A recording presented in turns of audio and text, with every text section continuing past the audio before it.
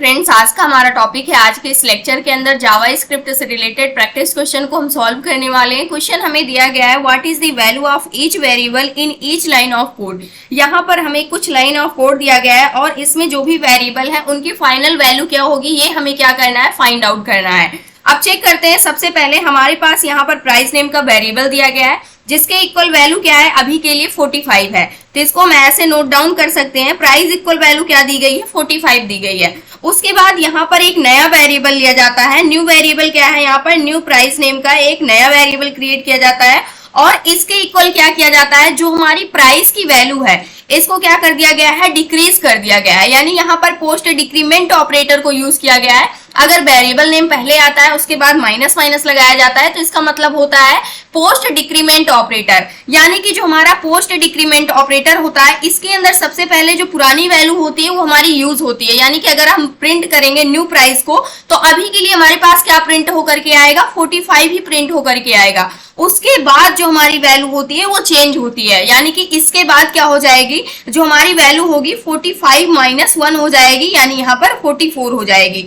अब इसके बाद हम क्या कर रहे हैं, जैसे ही हमने इस वेरिएबल को प्रिंट किया उस कंडीशन पे हमें जो रिजल्ट मिलेगा वो 45 ही मिलने वाला है। लेकिन उसके बाद यहाँ पर new price equal minus minus price किया गया है। ये डिक्रीमेंट ऑपरेटर को यहाँ पर यूज किया गया है। तो इस कंडीशन पे क्या होगा, सबसे पहले जो हमारी वैल्यू है वो चेंज होगी, उसके बाद वो वैल्यू क्या होगी, यूज होगी। अब यहाँ पर भी हमारी जो वैल्यू है, यानी कि हम नेक्स्ट यहाँ पर एक्सप्रेशन के अंदर कहीं पर भी अगर हम उस वैल्यू को यूज कर रहे हैं तो उस कंडीशन पे जो हमारी अपडेटेड वैल्यू है वो यूज होगी। अब हमारे न्यू प्राइस के अंदर जो हमारी प्राइस की वैल्यू है अपडेट होकर के क्या हो गई है, 44 हो गई है। और इसके बाद हमने यहाँ पर यूज किया उसको, यानी कि प्राइस की वैल्यू को फिर से यूज किया तो उस कंडीशन पे सबसे पहले हमारी वैल्यू क्या हो जाएगी, चेंज हो जाएगी। यानी कि 44 माइनस 1 होगा तो 43 आ जाएगा। तो इस कंडीशन पे जो न्यू प्राइस है इसकी जो वैल्यू आने वाली है वो क्या आने वाली है, 43 आने वाली है। इसको हम एक बार टेस्ट भी कर लेते हैं। हम अपने कंसोल विंडो पे आते हैं और यहाँ पर लेट कीवर्ड की हेल्प से हम एक वेरिएबल बनाने वाले हैं प्राइस इक्वल, और इसकी वैल्यू अभी रखने वाले हैं 45 के इक्वल। इंटर प्रेस करते हैं। अब हमें क्या करना है, अभी अगर हम चेक करते हैं कि प्राइस की वैल्यू हमारे पास क्या है तो 45 है।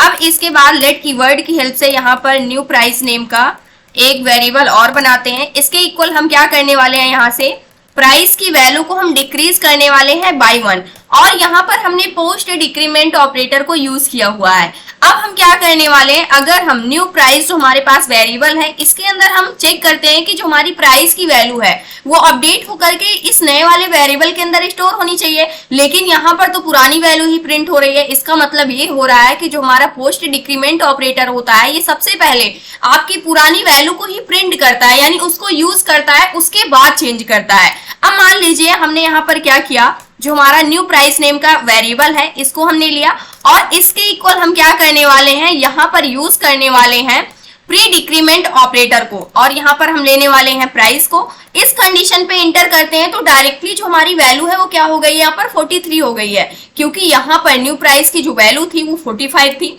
और उसको हमने क्या किया, यहाँ पर जो हमारी प्राइस की वैल्यू है वो अभी तक क्या थी हमारे पास, यहाँ पर 44 हो चुकी है। 44 कैसे हुई, क्योंकि अगर हम इसको यूज कर रहे हैं यानी कि सबसे पहले हमारी वैल्यू यहाँ पर यूज हुई, इसका मतलब प्रिंट हुई जो पुरानी वैल्यू थी जो कि हमारा पोस्ट डिक्रीमेंट ऑपरेटर था वो वर्क कर रहा है। उसके बाद वो वैल्यू क्या हो गई, यहीं पर चेंज हो गई, चेंज होकर के वो क्या हो गई, -1 डिक्रीज हुई यानी कि 44 हो गई। उसके बाद हमने फिर से क्या किया, यहाँ पर प्री डिक्रीमेंट ऑपरेटर को यूज किया जिसके अंदर सबसे पहले वैल्यू आपकी चेंज होती है उसके बाद यूज होती है। तो यहाँ पर वैल्यू चेंज हुई, 44 थी, 44 से 1 माइनस किया गया तो उस कंडीशन पे यहाँ पर 43 हो गई।